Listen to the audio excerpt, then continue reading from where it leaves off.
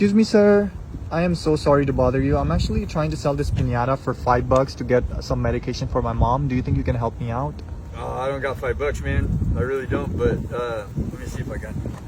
You don't have $5? No, I don't. Oh, is that your dog? Yeah. Oh, he's so cute. Thank you. That's Smokey. He's my ADA service animal. 8 years? ADA. The American ADA. Disability Oh, okay. ADA animal. Okay, like a service dog. Service dog. Okay, you would go ahead and give me the $1? Yeah, you can keep the piñata, man. If I could help you more, I would, but I can keep it? Yeah, absolutely. Wait, let me ask you, what is the reason you decided to help me? My dad was sick in 2022. He died in December 2022, and I know how hard it can be to, scramble to find a way to. And is it okay if I sit next to you and Absolutely. just to talk to you? I want to hear your story. So where do you live? Do you live around here? Or? Yeah, I live. We're sitting in my house right now. Oh, this is your house? This is my house. Okay, I'm not trying to make fun of you or laughing, but No. I'm like, no, the way you said it, it's like funny. It's wherever you mean wherever you go, wherever you just sit, it's basically your house. Make it home. Yeah. Yeah, and How long have you been living on the street, if you don't mind me asking? 4 years, like a little over 4 years. And what exactly happened? How did you end up living on the street? Well, I'm a disabled combat veteran, and I was in. After I got out of the military and came back to California, I was in federally subsidized housing. Wow. It's like Section 8, but for the federal sector.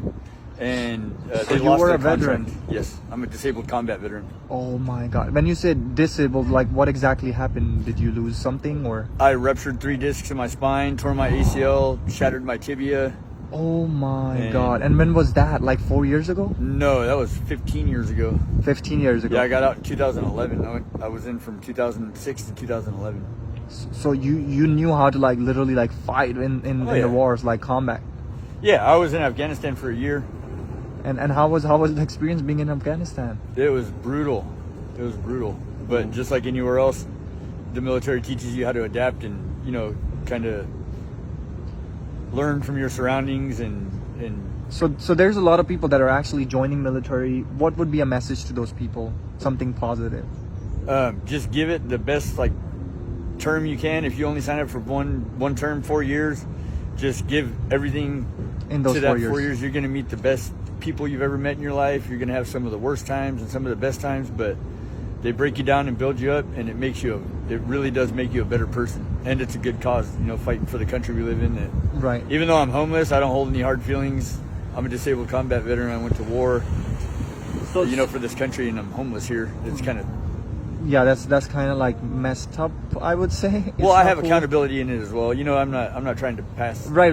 Pass Say it to the government that they. Right. So okay. So I understood you were a veteran. You were homeless, but what does that play a part in your military becoming homeless? I didn't understand So when I got out of the military, I didn't formally transition from being military to being a civilian. Okay. So relearning how to be a civilian and do things without the structure that we had in the military. You woke up and they gave you your plan of the day, which is what you were going to do down to the minute. 7:35, you're going to do this and this and this. And being a civilian and being kind of left to my own devices or left to my own routine or schedule, I just kind of lost track of the important things in life. And I held the job and everything, but I was just miserable. So you weren't really doing, because I heard the mind gets messed up after you get back from military, right? So that's exactly what happened with you, that your mind wasn't the same. Yeah, it wasn't the same, but I don't want to say it's I don't want to say it's worse. It's just that I developed a different mindset, because the.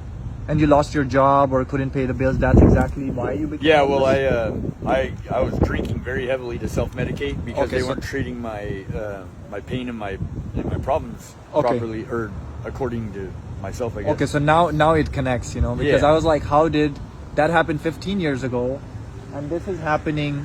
You've been living on the street for 4 years. You said? So how would that be connecting? Now I understand, because you had drinking problems.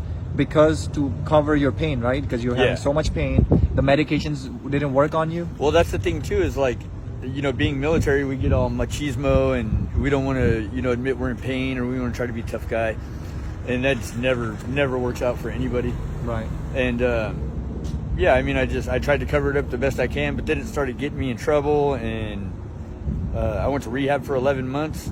Oh, wow. And the only reason I really stopped was because the people that were watching Smokey for me at the time were going to Japan, and they couldn't watch me. Did he recognize you after like so many years? Oh yeah, it wasn't. I saw him almost every day, even while I was in rehab. But I just couldn't have him with me. Oh. Legally, I could have, but I didn't want to, do all that. Do all that stuff, yeah.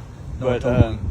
Rehab taught me a lot, and to this day, I still drink occasionally, here and there, but it's not like crazy. A that you're beer drunk. makes me feel bloated, and I'm like, oh God, why did I even like this stuff in the first place? And then I just, it's only like a celebratory thing or once in a blue moon kind of thing. Right. But I'm no longer really drinking to cover my pain either. So.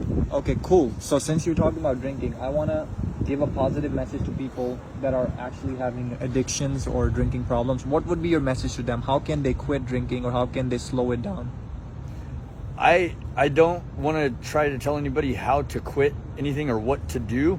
All I can say is what worked for me, and it was surrounding myself with different people and learning how to recognize like when stuff's starting to go overboard. You always have to have somebody you can respect enough to keep you in check. You know what I mean? When you're by yourself and you answer to nobody, you get in a lot of trouble. Right. But I quit drinking. I had to surround myself with totally different people because all my past friends were triggers. Wow. Hanging out with them would be like, okay, every time we hung out before, I was drinking. So your gathering makes a big difference. So I would say if you're hanging out around people that like to party, drink, just stay away from them. I think that would be a big change in your life. Right. And you want to be around people that have motivational or goals in life, something that is not gonna get you to drinking, right? So that's probably helping you out. Yeah, and there's a cool thing in discovery there too, because I actually started to discover like who I was and the things I liked and the activities that I like to do after I started rehab. Because before it was just all socially driven, like, okay, I'm supposed to be partying. Wow. And another question I always ask everybody, do you believe in any high power? Do you believe in God or anything that you know? And you don't have to answer this again, Oh, I want to answer. This is a good question. I always tell people to spell dog backwards. Spell dog backwards is God. Oh, okay. This little dog right here has taught me how to love. Wow. Kept me grounded, taught me life lessons that you can't learn from humans. Hasn't said a word. And, they show loyalty that I don't think humans themselves can possess.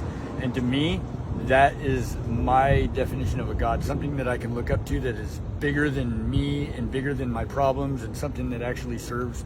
Wow. Look, even though he's living on the street with you, but he's so happy. Yeah, he's fat and happy. He's so happy. Yeah, he's just a relaxed dog. And when you look into, so I have a puppy too, right? He's almost two. He's gonna be 2 years in July. And when I look into his eyes, the love that I see in his eyes, that part I have never seen in a human. That's what I keep telling my mom, and she's like, no. I'm like, you are my mom. This is my wife. This is my kid. But the love that I see in his eyes, even though I'm living on the street, even though I'm doing whatever, they will always support you and they will be loyal to you no matter what. There's no judgment, no shame, no nothing. It's the feeling like when you come home from a day of work or something and you come to the door and that dog is just so excited to see you. Nobody will be that excited to see you. Nobody's ever that excited to see me. I want to give you $1 back to you, man. Are you sure? Yes. This was just a social experiment. I'm a YouTuber. I make videos. Okay. And I went to a lot of people. They actually denied me. Nobody wanted to help me. You're the one and only person that actually decided to help me. So this piñata that I'm giving you, does it look like a regular piñata to you? It does. Look, there's actually a tag on it on this side. Holy, that's a lot of money. Yeah, I'm not selling it for that much. Oh. Do you know what that means? What does this mean? Like the tag that says here $30,000. What do you think that means? That's the worth of it, or what do you think? I don't know. I think there could be. No, I felt $30,000 for it. There's not $30,000 in there. Okay, what I want you to do is open it right here. Okay. That's where I filled it from, and I want to see your reaction. Like, what would you? Okay, so let's say like this? Yeah, you could just open like however you want. Like just rip it off. It's fine. Oh yeah, we're going in the back here. Yeah. Holy moly! So, All right. so if you get to walk away with this money, Yes, what sir. would you do with it? Well, I've been actually thinking a lot about using my VA home loan to invest in some like broke down hotels or condos or duplexes and Oh, wow. actually start doing a service for homeless. Oh my People. God, that bro, you're the first person that's actually, you know, thinking about their own people. A lot of people, you know, the first thing they say, I want to buy a car, I want to buy a home, I want to do this, I want to do that. They think about themselves. They wanna You're buy the first bills. person, you're thinking about other people than yourself. Yeah, because I think I'm fortunate in the fact that like being homeless is hard and it's stressful and emotional, but I have the mindset and the mentality, you know, I'm all right. Yeah. And around here, like I know everybody, I say what's up to everybody. People come to me with their problems and I like to help people Wow. because at the end of the day, I know that like with Smokey, like I'm serving yeah. a bigger purpose than just me. Bro. Being selfish is Man, God bless you, man. Thank you. Honestly, love you, and you know your story was so inspiring, and I'm sure a lot of people will actually learn from it. You know, their life will change because a lot of people are fighting right now with their problems. You know, they have different problems, not exactly yours, but they can always relate to it. You know. Yeah, it's really hard to ask for help too when you're embarrassed or ashamed of something that you're going through, and you feel like you're alone. And I just also wanted to say, Right. don't blow away $30,000, but I also wanted to say, like, find somebody you can talk to because trust me, there's other people out there going through the same thing, and Wow. the amount of support. Just open up. Just Yeah. open up. Just open up. All right, man. God Thank bless you you very again. much. Have a Thank blessed you very, day. very man. much.